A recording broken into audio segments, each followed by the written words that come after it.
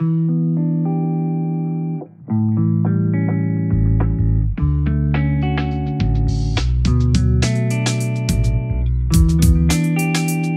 now listening to the Mental Health Check-In Podcast. Good morning, good afternoon, good evening, and good night to everyone listening, wherever you're listening. I am Jam, and you are listening to the Mental Health Check-In Podcast, a podcast dedicated to spreading mental health awareness as a means to help us all heal. You're going to heal, I'm going to heal, my guest is going to heal, we're all going to heal, so might as well just heal together. Today I'm joined by my guest who, like my previous guest, happens to be a writer who used to work under me when I was the boss, so to speak, over at Daily DDT. His name is Sam Gladen, who, funny enough, still calls me boss to this day, which I'm always going to appreciate. And while catching up for this episode, we actually had this really insightful and surprisingly fun conversation that actually inspired us to actually start a spin-off podcast, so to speak, after we got done recording. It's called Lapsed Graps. So if you want something a little more lighthearted or even wrestling related, definitely check that out. Check us out all the social medias, YouTube, Twitter, Spotify, anywhere you can search up and find Lapsed Graps on, that's us. So definitely check that out. Otherwise, I hope you enjoy this episode. But first, don't forget to follow Sam over on Twitter at Gladen, Sam, just because he's a really good dude, and just as you'll see in this episode, he's beautifully optimistic. Like, that optimistic overview is just, it gave way to the insightful conversation. And I think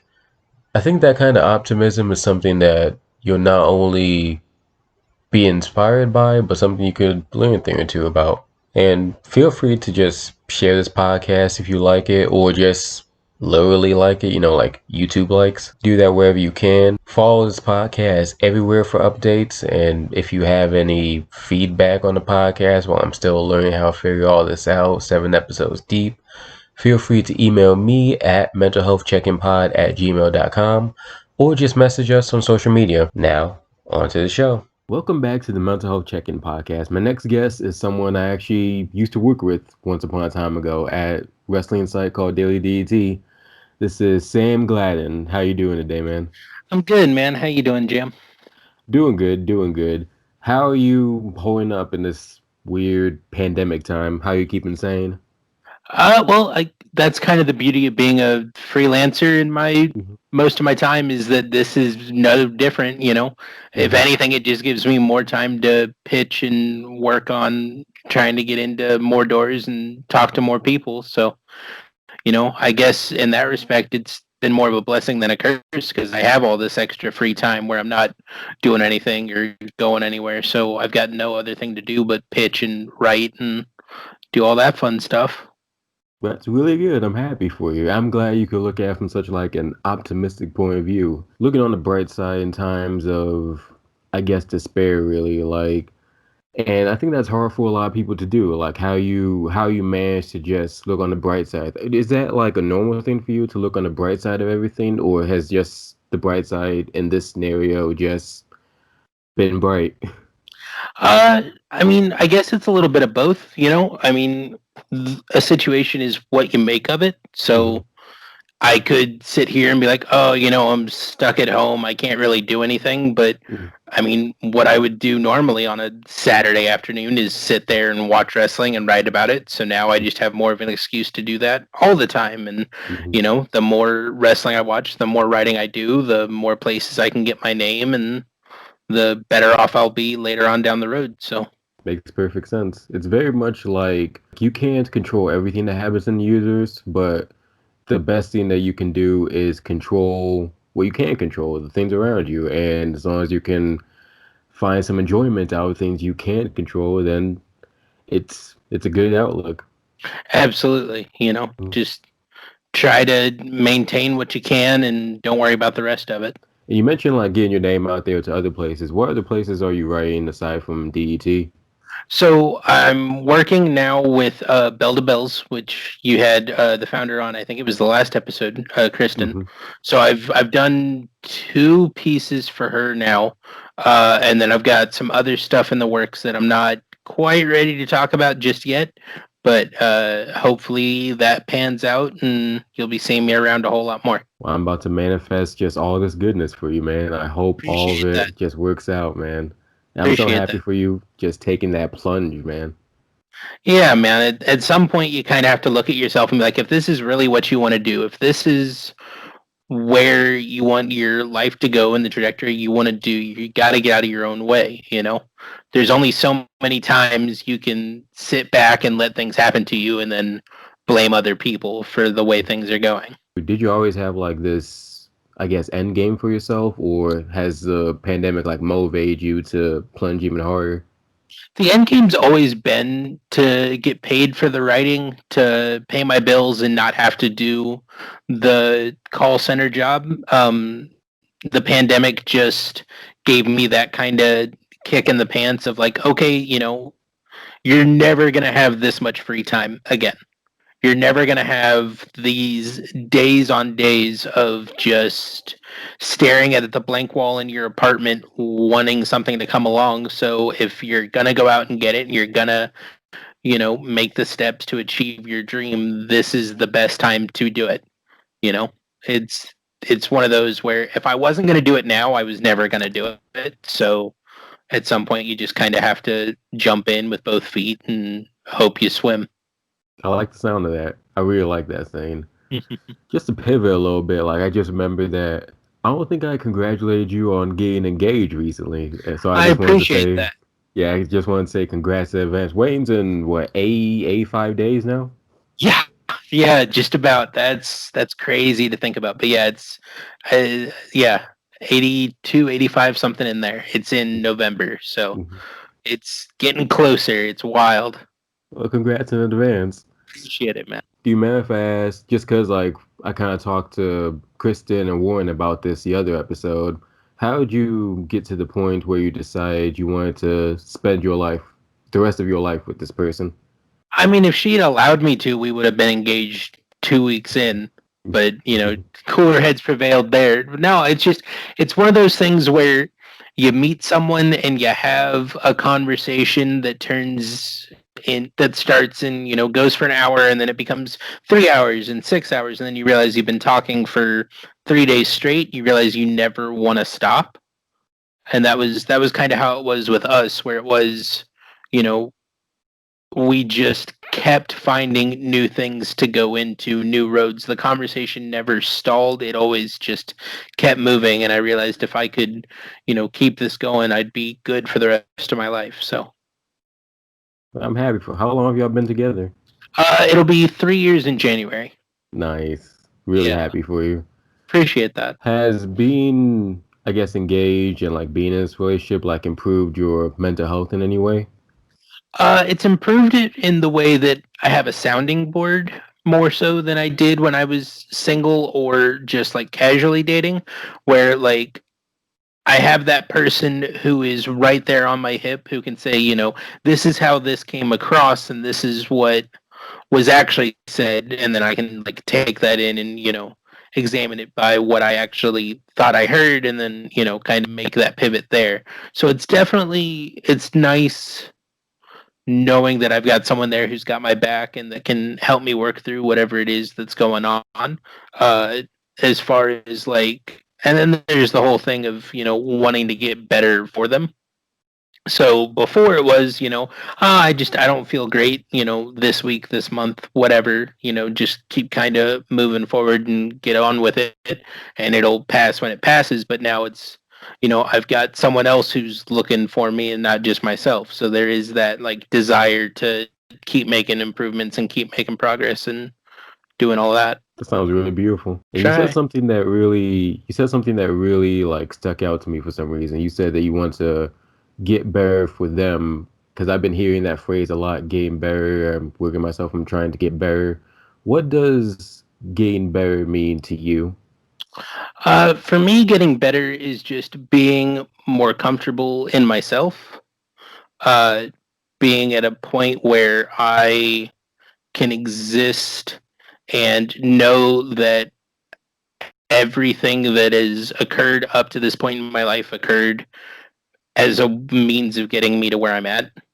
Not having any regrets or spending my time looking in the past and saying, I wish I had done this differently. I wish I had done that differently. It's just acceptance of the way things shook out and being comfortable in where that landed me. Is that a difficult process? Because I know sometimes it's difficult for me. Sometimes I just can't help but like dwell on the past and like wishing I knew what I knew now to make that situation better or different situations better. Like, how does that process of being better come along for you? It can be difficult. Usually, it boils down to, I'll get into that kind of loop of, well, if I had done this differently, I would have ended up here, and then this could have happened, and this could have happened. But then you have to remember, well, if these things had happened this way, this one thing wouldn't have happened, and I never would have met my fiance. I never would have, ended up working for the site I was working for when I got hired on to work with you. I never would have done, these other things. I would have taken a completely different path and had different experiences. So, and I value the experiences I've had, so there's no point in wishing that they would go away. Yeah, that makes sense. It's like knowing what you know now, like everything's like a learning experience, I guess what I'm trying to say. It's like you hey how a certain past situation ended up, but you would have never learned what you learn now if a situation didn't go south, and as south as it went, it might hurt, but like you said, it molded you into the person you are now and it helped you meet your fiance. Yeah, and it's not even necessarily that like you hate how a situation ended up. It's more that like if you hadn't experienced that momentary setback, you never would have ended up in the place you are now, in the good spot you are now. You could have ended up in a different spot that is also good, but the one you're at now that you're enjoying so much, me with my writing, you with your podcast and everything you're doing, if something had shooken out a little differently, we may never have ended up in these places.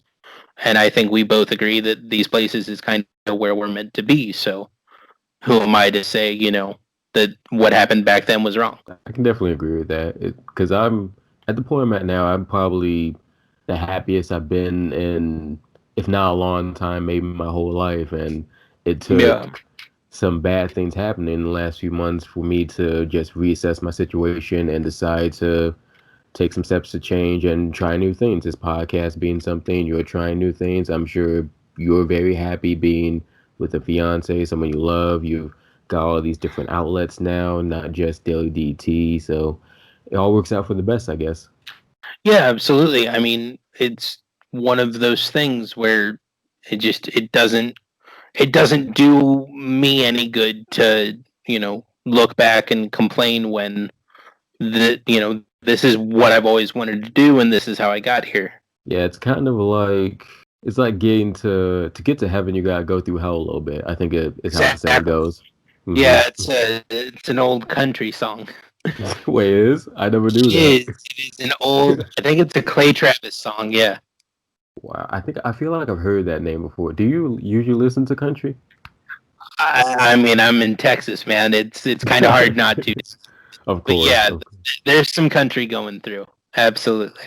Would you recommend some country songs? Because I try to listen to country, but it's mostly like basic stuff like Casey Musgrave and stuff like that. Ah, see, you're listening to that poppy stuff. See, that's your mistake. You gotta hit up some like old school like steel drum guys. Those are the ones where you're not quite sure if he's about to start screaming into the mic or start singing about his dead dog. That's where you're gonna have some fun. Is screaming like a normal thing in country? I've never heard like it always seems really No, no, no. calm. It's definitely not. That was more of a joke on like the metal guitar and things like that, where Oh, you're okay. not quite sure what's going on with the bass line until you hear his voice. You're like, oh, that's not what I thought I was listening to. That actually brings me to like an interesting thing I've been thinking about a lot recently about like with like music therapy and like how music can like it's like a good healing process. Like I even had a rapper on recently, Mona Lisa, and she was telling me how she hopes to heal people through her own music. Do you think that listening to music is like a good healing mechanism or coping mechanism?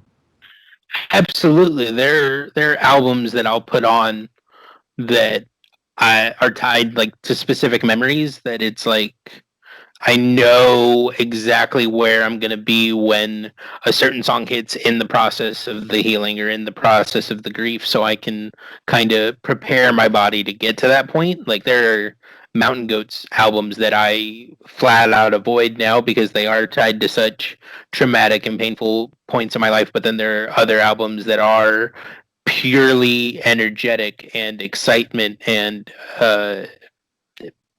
joy, I guess would be the way to put that. That it is like as soon as those opening notes hit, I'm in that space because it transports me back to that moment. So I absolutely believe that music has a healing factor to it. Yeah, it's interesting when you think about it because like a lot of times like music is really good at just not just amplifying emotions but like toning down emotions. Like I think that if you're really angry or really sad, then like something or like just anger in general or aggressiveness, like listening to a song that just makes you happy can help bring down the volume a little bit. It's so that you could bring down your volume so that you can before you act aggressive. Does that make sense? I'm trying to say like, Yeah, yeah, it brings your emotions into check for you. Like exactly. the my emotions can kind of mirror the music I'm listening to. So it is like if I'm trying to, calm down, be more serene, I might throw on something with a little bit of like a lighter bass line, maybe something more acoustic if I'm trying to, get hyped or, get ready to just have a really intense fun night. I'll go something a little bit more heavy handed. It's all mood based. What kind of serene music do you listen to? Uh, since I met my fiance, I've gotten a lot more into like classical than I ever was before. So there's a lot of like Tchaikovsky and Mozart and things like that, and then a lot of it is video game scores. So recently, Square Enix released the instrumentals for all of the Final Fantasy games. So a lot of times if I just need to like get out of my own head and just have something that I can like dive in on and focus on, I'll just throw on that playlist and it's something insane like 140 hours of just instrumental orchestra music. So it's always great. Nice. What are kind of like self-care routines do you usually go for aside from music? Deathmatch wrestling, honestly. There is nothing that gets me out of a bad mood better than watching Jimmy Lloyd hit someone in the face with a light tube. I don't know why, but it's incredibly therapeutic watching these guys like willingly take this pain and even girls at this point because GCW is doing a lot more intergender work lately, but just watching them like willingly take those bumps and those hits and bleed for nothing more than the audience's enjoyment.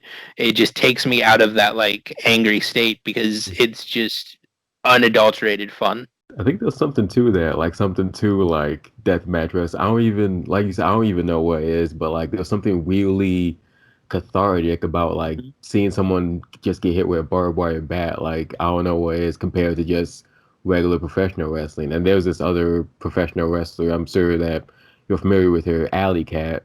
Like I Alley remember she Cat's was yeah. And like I remember she talked about like a year ago how like she was going through some stuff in this interview I heard with it might have been Smart to Death. My memory's terrible, but like she talked about how starting to do deathmatch wrestling was really therapeutic for her and like it helped her get out of her funk. Like yeah. it's it's something that the more I think about, I kind of want to dive into a little bit. Just because I'm not sure what that association is with just feeling better from a viewer perspective and a wrestler perspective. It's interesting to me. Yeah, I don't know how much wrestling you keep up with anymore, but if you've got some time, you should check out GCW's Tournament of Survival 5 that was 2 weeks ago or so. Alley Cat was in a Burning Tables match, and it was insane. I think I saw the gif of that. Like a gif just popped up on Go my review the timeline. case. Yeah. Yes, you got It was like through a like flaming door or something. She got power bombed. It was like wild. Yeah, she goes through the door, and for anyone not familiar, GCW is Game Changer Wrestling, and they're based out of New Jersey, and they are one of the more influential indie wrestling companies around right now. And so Alley Cat is this woman who paints her face like a cat, and she does cat puns, and she's my fiance's favorite wrestler, and she's just ridiculous and fun, and just loves that she gets to play dress up every day for work. And so she was wrestling this guy who lit a table on fire and then took her up to the top rope and threw her through the table, and then she like rolled around in what ended up being, I believe, broken glass to get the fire out, and then ate the pin like 2-3 minutes later. But it was still an insane match. That whole tournament, like 3 hours, is just absurd in the best way. It sounds absurd in the best way, and like even with that description, like I feel like only like people who watch wrestling or like wrestling fans are really gonna get how beautiful that type of like art is. Like to someone on the outside, that sounds nuts going through a flaming table, but like to fans, like that is really again like cathartic. There's a weird catharticism to it. Like so like with that, I kind of want to pivot into just asking like what gravitated you towards wrestling? Why do you love wrestling so much? So my like history with wrestling is a long and like weird and twisting road. So the first match I ever saw would have been back at 2005, SummerSlam 2005, Hogan versus Michaels, which is widely considered an awful match now because it is awful. But it was the first thing I ever saw, and I had no like point of context. My dad wasn't a wrestling fan. His dad wasn't a wrestling fan. Like no like contextual clues for why this was so cool. But it was just watching these two old ass men just beat each other and badly. And then I was, goodness, 2005, I would have been 10 at that point, and I kind of dropped out of it and didn't really keep up because DX and that whole attitude era wasn't really my thing. And then around 2014, 2015, I was at probably one of the lower points in my life. I was living in this small town with a bunch of guys I went to high school with. I wasn't really uh, doing anything outside of going in for like a 4 hour shift at a restaurant in the evening, like 5 days a week. And I wasn't really leaving my room outside of that. I wasn't eating well. I wasn't sleeping well. And then I just opened up Hulu, and it was in my recommended like Monday Night Raw. And so I just clicked in and like grabbed a random one. And it was, oh, what was that match? It was the Seth Rollins gauntlet match where he wrestled for like an entire episode of Raw, like 70 minutes. And that was the first thing I saw back in 2016 that kind of pulled me back in and showed me that like these guys are some of the, and girls are some of the most talented like athletes on the planet, because it's all the endurance of an Olympic swimmer with the strength and toughness of like an NFL running back, but you also have to have the body of like a third baseman in baseball, and the flexibility and the ability to like improvise and things like that. And it was just so incredible to sit there and watch over that like hour and 20 minutes the story that was told on that episode. And going back, it's still probably one of my favorite episodes of television ever, and one of my favorite matches ever. And from there I got more into Raw and SmackDown, and then started to branch out into other places when they would bring in people like AJ Styles. I'm like, well, why is he getting such a big reaction? I've never heard of him before. And then you end up in Impact and in New Japan across over over the ocean, and all of these incredible small communities. And that's all well and good, and beautiful in its own way. But then you start realizing that there are like small companies in every city in America running shows in front of 50, 100, 200 people with 10 guys that you might see at a bar on a Tuesday night, just getting in and playing dress up and being these heroes they grew up emulating on TV. And it was that low bar of entry that really like endeared me and showed me that this is what I was going to be obsessed with for the rest of my life. Is that if you have a will, you can get a wrestling ring.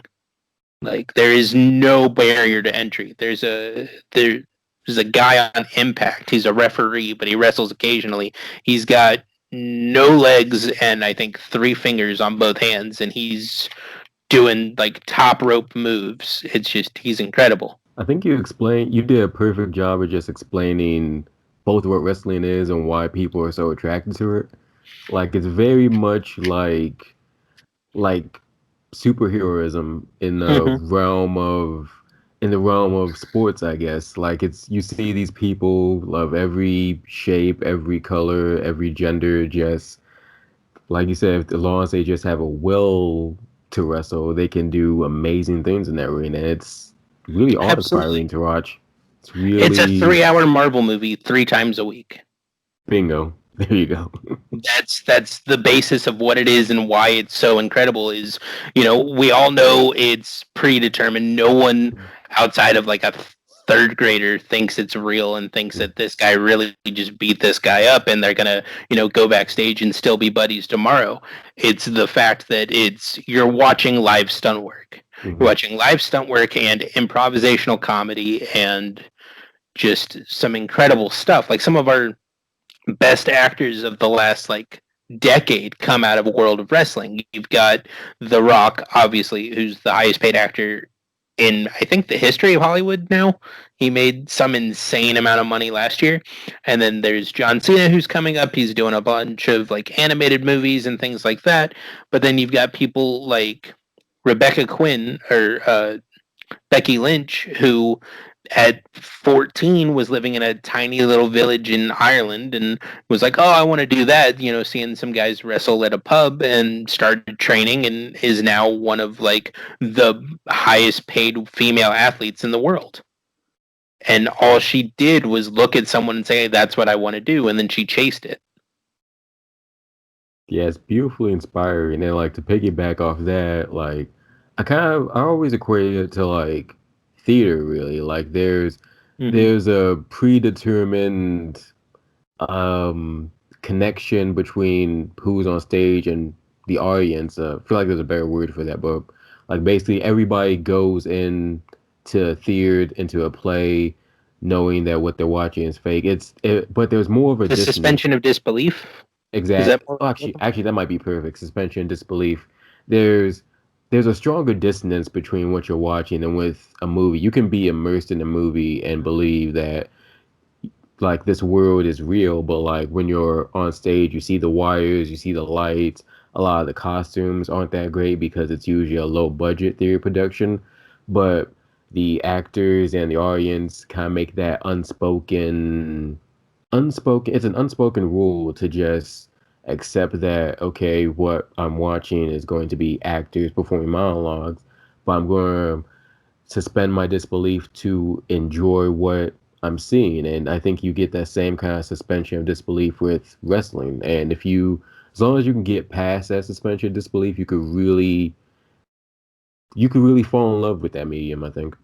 Absolutely. I mean, there is no difference to me between someone going and seeing like the second Endgame movie and crying when it ended the way it did, and then seeing Keith Lee win the 2 titles at NXT the day his trainer died and dedicating that match to his trainer and Oh, I having love that that. same emotional reaction. Like there's no difference in those emotional, like I just got chills thinking about it. But yeah, he was trained by this guy Killer Tim Brooks, who's a local legend down here, and uh Brooks died like early that morning, and it was announced that he had died like a couple hours before NXT started filming, and he had announced that he was dedicating that match to Killer Tim, and then he won both belts that night, and the pure emotion in that match and the aggression and the drive from him of like, this is everything I've ever wanted, this is everything I've ever worked towards,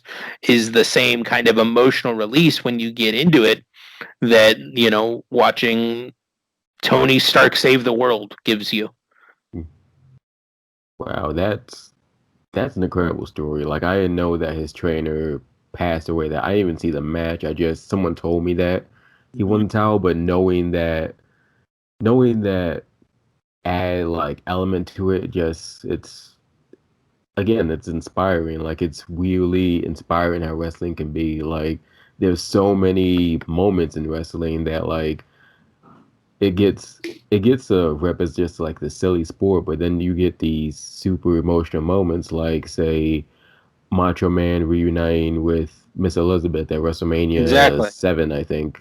And like Yeah, it if was, you it was seven. yeah, when you cut to a crowd, like the whole kids, adults, everyone is just bawling their eyes out. And again, it's that suspension of disbelief. If you allow yourself to get immersed in that world, you special moments happen and special emotions let's just resonate.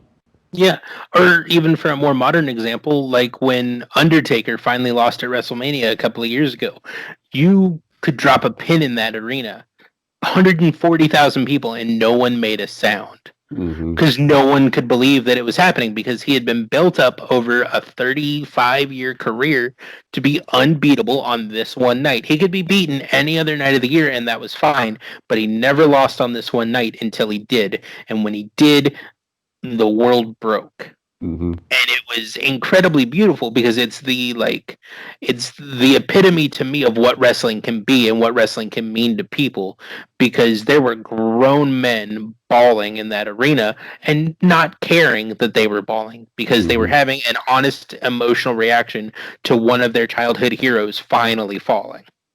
Even more than that, like people got like legit mad about it. Like Yeah. people were writing whole articles in the newspaper. People were sending letters to Vince McMahon and WWE, angry at Vince McMahon. Oh, Like real emotions come out of this sport that so many people even have second thoughts even calling a sport. But like those people like put their bodies on the line and produce magic from a physical level and from a storytelling level. yeah, absolutely. Hmm. I feel like this turned into a wrestling podcast somehow. Hey, I'm fine with that. Hey, it works for me. Works for me. That'll be the uh, next in the jam organization of podcasts, is me just watching everything and explaining to you what happened so you don't have to get back into it. I might have to make a whole podcasting network. Have you just make a wrestling podcast now? Hit me up, man. Oh man, I have no idea what to bring up now.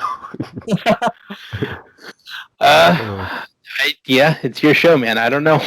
Where do you want to go from here? there's a part of me that just wants to like ask like what else is going on in wrestling because like I've been We so can out get of the to this. loop. It's been a wild week, man. The first Iron Woman match in the history of Impact Wrestling went down on Tuesday, and it was insane. There was that, and then the PWI, which is one of like the oldest magazines, obviously you know this, but for whoever doesn't, one of the oldest magazines in the industry, who puts out their 500 best wrestlers of the year every year, included women in their list for the first time this year, and they had 15 women, 13 of which were independent stars who were not currently signed to a major promotion, make the list, which is insane. So the PWI 500 had, so their number one wrestler of the year was John Moxley, who formerly worked for WWE's Dean Ambrose and completely revitalized and recreated his career this year and has had an insane year. So he's the number one. And then I think it was number 78 was Kylie Ray, who 2 years ago wasn't wrestling and was working in a like retail store in the back room folding t-shirts in Chicago.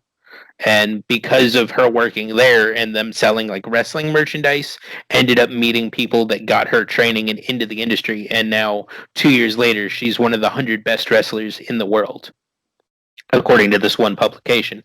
And that is probably one of the coolest stories in wrestling to me, because her entire thing is, I'm positive and I'm happy and I'm glad to be here and I recognize that I'm blessed. And that's her whole thing, is, man, I am just so happy to be here. Isn't this so cool that we get to do this every week? And I she's one of the never. best ones in the world. Oh yeah, absolutely. As someone who's seen her work firsthand, she's phenomenal in the ring. And like I've never known that. I didn't know that story about the t-shirts, but just knowing that it makes even more happy for her. Like she's got this amazing and real life and in the ring. Like she's always had this amazing outlook, just positive outlook on life. That's another like really inspiring aspect to wrestling. Like it makes you want to, it's one of those things that makes you want to be better, you know? When you see Yeah, people that happy and positive.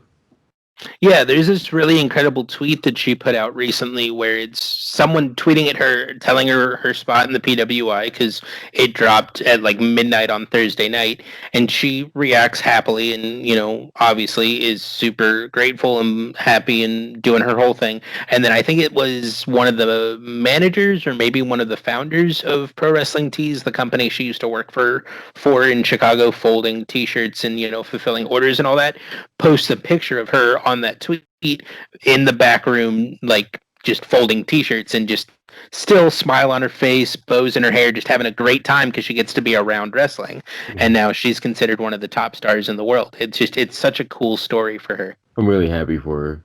It makes Yeah. me kind of want to get back into wrestling just a little bit, just to peek on the inside, see what's going Dude, on. just I'm telling you, just do Impact. It's 2 hours a week. You got nothing else to worry about, and it's one of the more consistently fun shows that comes out on a weekly basis. I might have to. And like speaking on just pivoting a little bit back into mental health, which allegedly is what this podcast is about, but hey. Yeah, we can fix that. We got time. Oh man, so like to talk about like how Kylie Ray is so positive, I'm kind of curious, like how do you keep such a positive outlook just overall? Negativity is boring. That's honestly the only reason I am, or at least I try to put up this kind of persona, push forward this persona, not so much put up, but the only reason I am as happy as I am and as, genuinely enthusiastic as I am is there's enough people that make their money just ragging on it. And whether that's wrestling or life or what's going on in the world, there's enough people out there that get paid to be a lot more cynical and a lot meaner than I ever could be. So why not come at it from an entertaining prospect? Like I wouldn't be doing the things I do if I wasn't enjoying what I was doing. So I might as well talk about what I enjoy. Exactly. See, I love that. I really love that.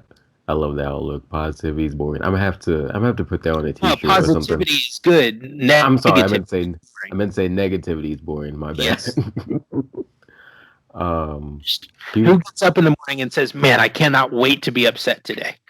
Like, if it happens, it happens, and you deal with it. But if Mm-hmm. you go into your day with the mindset of this is going to be a great day and I'm going to have fun doing it, then you're most Hmm. likely going to have a decent day. Right. Otherwise, you're just setting yourself up to just be mad and sad and angry. It's a self-fulfilling prophecy at that point. Hmm. Do you have any advice for people who just are trying to be positive, but other factors like, say, pandemic, the news, everything going on is just making it difficult? Advice is hard because I don't pretend to know everybody's story and everybody's struggles. Hmm. It's more the way I handle it is just getting out of my own way.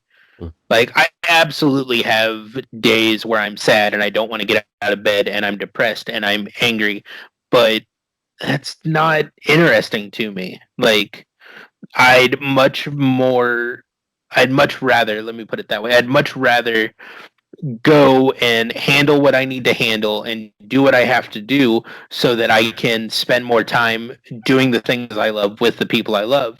And by surrounding myself with people I enjoy, such as yourself, and surrounding my life and making my work about things I enjoy, professional wrestling and the art of writing as it is, I'm slowly weaning out those aspects of my life that I don't enjoy as much. So that at the end of the day, the goal is everything I'm doing from sun up to sundown is something I love and something I'm passionate about.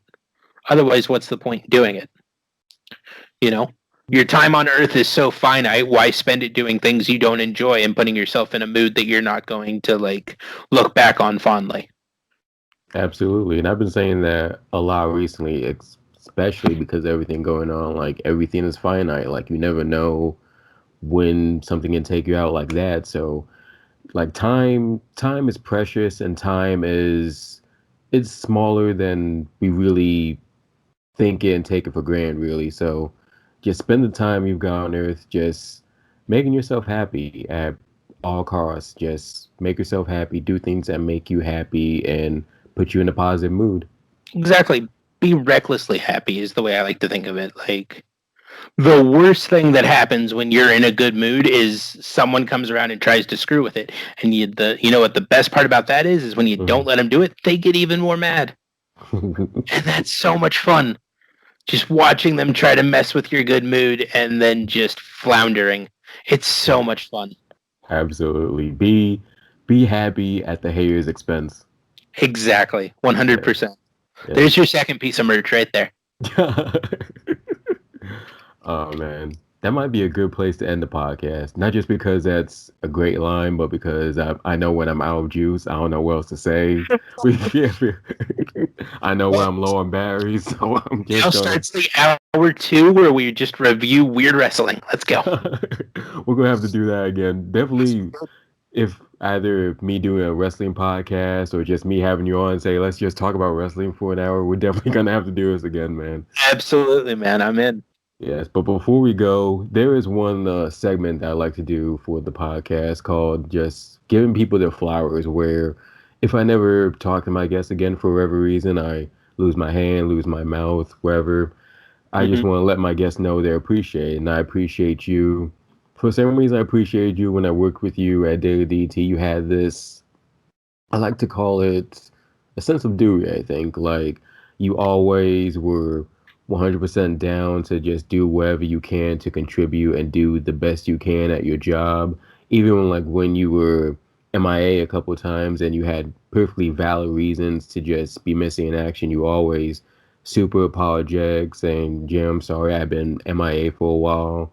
I want to keep doing all these articles and just pick up the pace again. And I would say the same thing every time. You don't have to apologize. You got a perfectly valid reason to be MIA, but you were still super determined to just do better. And I always admired that. It told me so much about the person you are. And especially this podcast told me so much about how positive you are and how much you want to spread positivity. And I admire that so much.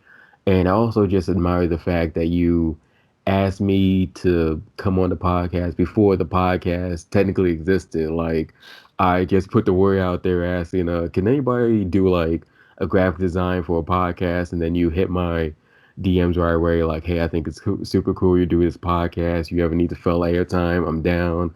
And I really admire that. And I admire you for supporting me even long after I left DET, long after I've left wrestling. You are you're I guess a ray of sunshine is what I'm trying to say. You're you're I awesome, man. appreciate that, man. Thank you Yes, so much. This has been a lot of fun. We got to do this again. absolutely. You're awesome and hope you keep being awesome. I'll try my best, man.